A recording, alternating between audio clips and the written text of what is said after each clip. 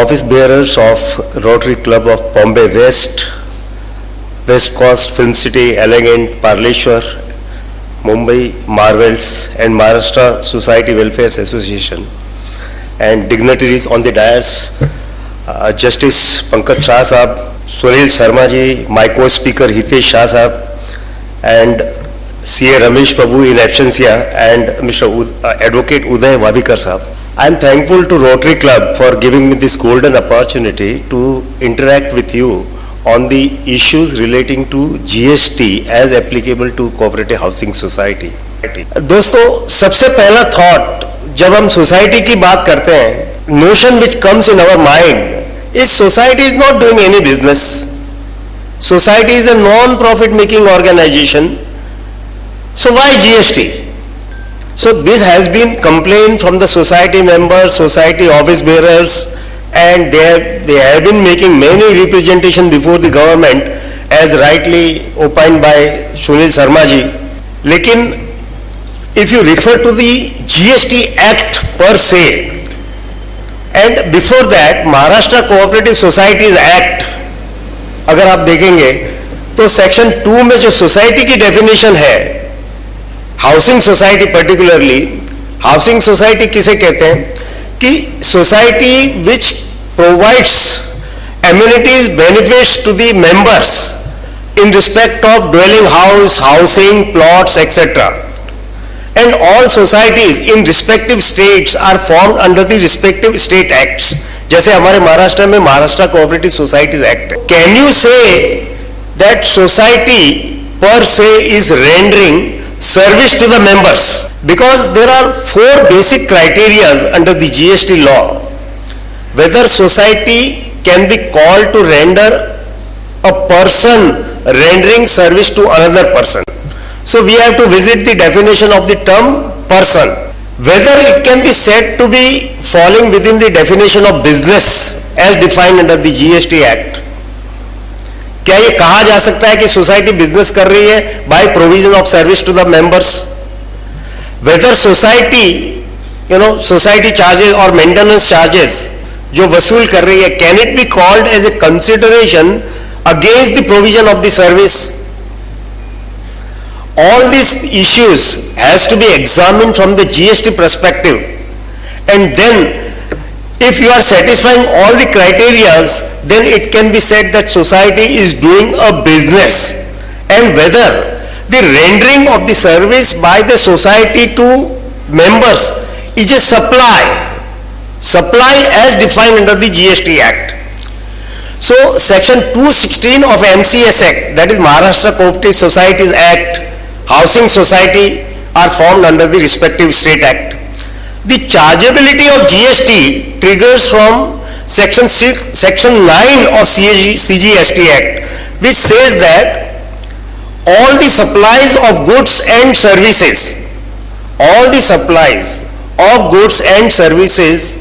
are chargeable or leviable to GST as defined under section 7 of the CGST Act 2017. अब supply of goods or supply of services includes barter, exchange, transfer, rental, whether for profit or not, everything is included under the supply of goods or services. Definition of supply as defined under section 7 says that supply of goods or services has to be in furtherance of the business. So we have to move to the definition of business. Business में ये कहा गया है कि specifically society, club, association rendering service to the members, whether for profit or not, is deemed to be doing the business. So therefore business and supply definition of person includes specifically society, cooperative housing society. So all in all, society is liable for GST. Of course we will see what are the exemption provision and all that we will, and how it is taxable.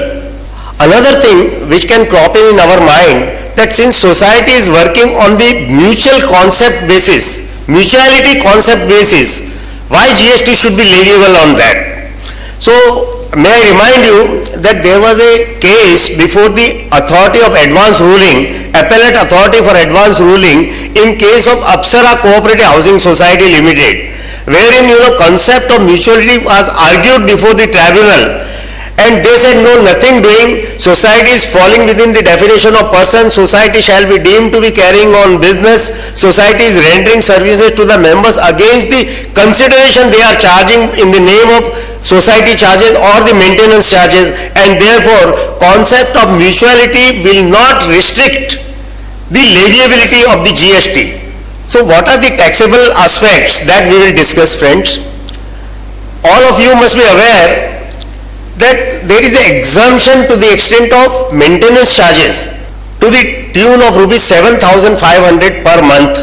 Giving example, if society is charging you the maintenance charges up to 7,500 rupees a month, then GST will not be leviable. Then again your total turnover means whatever society is collecting from you, either exempt or non-exempt, that will come to little later, that whether property tax and water tax and all that, but your gross receipts are less than 20 lakhs and society is charging less than 7,500, you are not required to obtain the GST registration.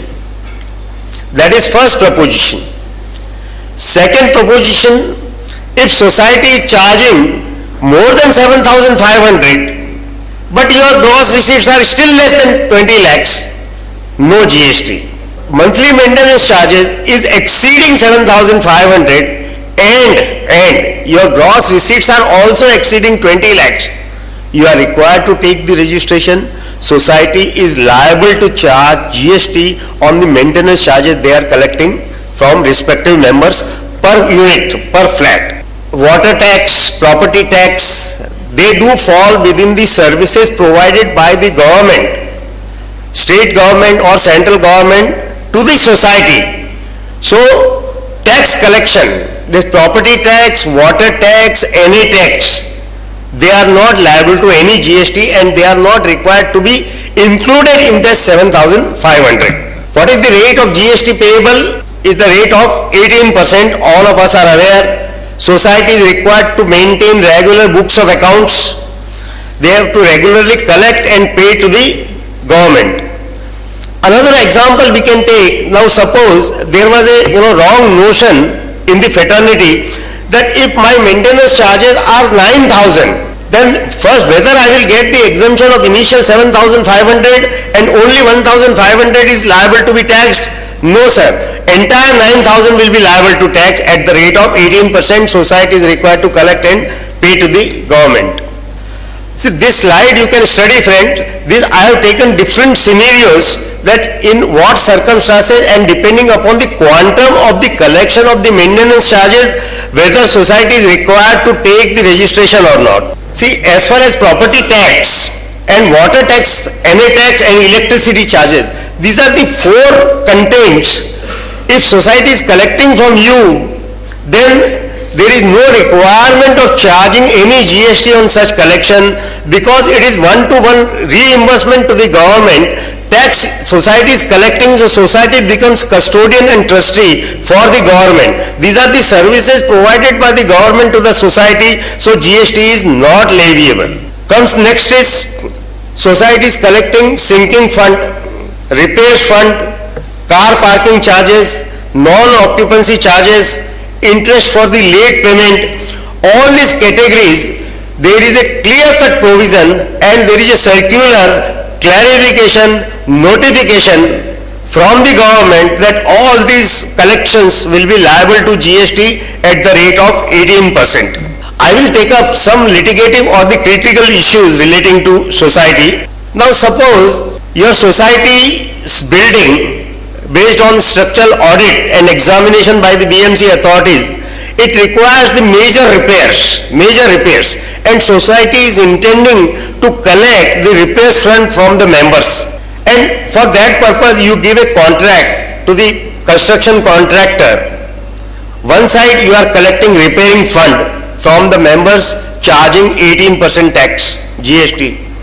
The issue that can crop in, that when you are giving works contract or the contract to the contractor for carrying out the entire repair works along with the material and labor and whatnot, are you allowed to take the input credit on the works contract given through the construction contractor against the tax leviable on the repair fund collected from the members? What is the answer? Any thought on that? एक side में आप repair fund collect कर रहे हैं मेंबरों से, आपका 50 लाख का खर्चा है, आपने रिपेयर फंड कलेक्ट किया, कॉन्ट्रैक्ट दे दिया कॉन्ट्रैक्टर को, पूरा रिपेयरिंग कर दे माल मटेरियल के साथ, लेबर के साथ, वो वहां 18% चार्ज टैक्स लगाएगा आपको, 9 लाख रुपया उसने लगाया, आपने मेंबरों से कलेक्ट किया. Can you set off or can you take the input credit under section 16 of the CGST act of the tax GST paid to the contractor against the tax liability arising on account of collection from members? What is the answer? See, answer is given by two important decisions rendered by Maharashtra Appellate Tribunal of Authority of Advance Ruling in the case of Mahavir Nagar Shiv Shruti Cooperative Housing Society Mumbai, and that decision is dated 10/11/21. Another decision is Vishal Cooperative Housing Society Mumbai, that is 2nd November 21. Exactly on the similar facts, they have denied the credit.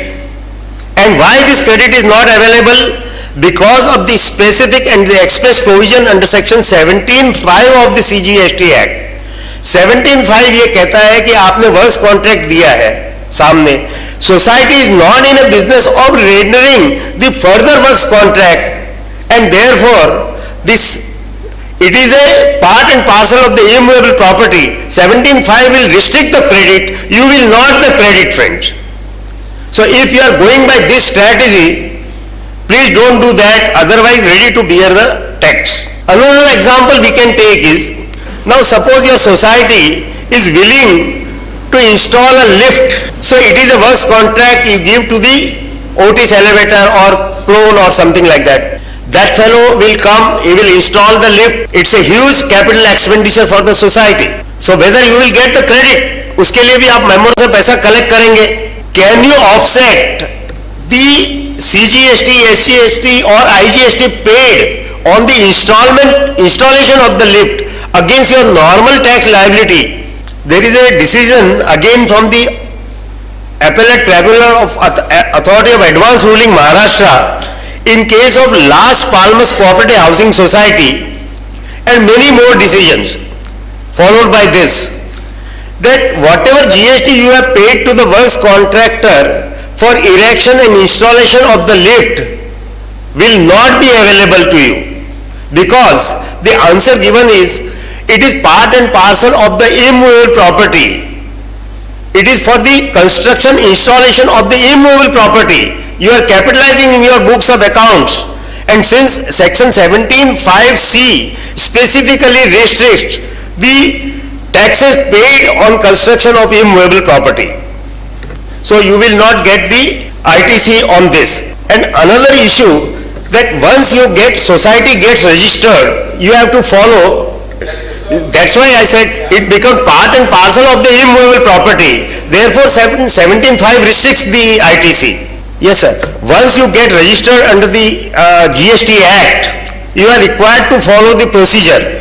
You have to file the monthly or the quarterly returns, pay the taxes regularly to the government and all that. Now let us move to the redevelopment, friends. What happens in redevelopment and why there is a need for redevelopment of cooperative housing society? According to unconfirmed data available with me, around 20,000 societies are operating in Maharashtra. Out of that, 750 societies have gone for self-redevelopment without appointing the builder and developer. In the metro like Bombay, you must be aware that Bombay is a landlocked city. So land is a very scarce commodity. So land is very limited. But then you have no option except to go for vertical development, right? And many buildings are in dilapidated condition, family expansion, and at very low cost, if you redevelop the building, you get the expanded area. In old buildings, we don't have recreational facilities like that. So there is a need for redevelopment in the cities like Bombay. Typically what happens in a society redevelopment case, the society transfers the development right to the builder developer for developing the building, correct?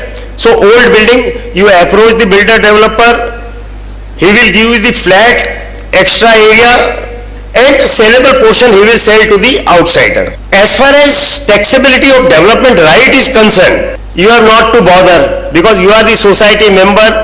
Taxability of development right will happen only in the hands of the builder developer, and with effect from 1/4/2019, that tax payable on the transfer of development right is required to be paid by builder developer under the RCM.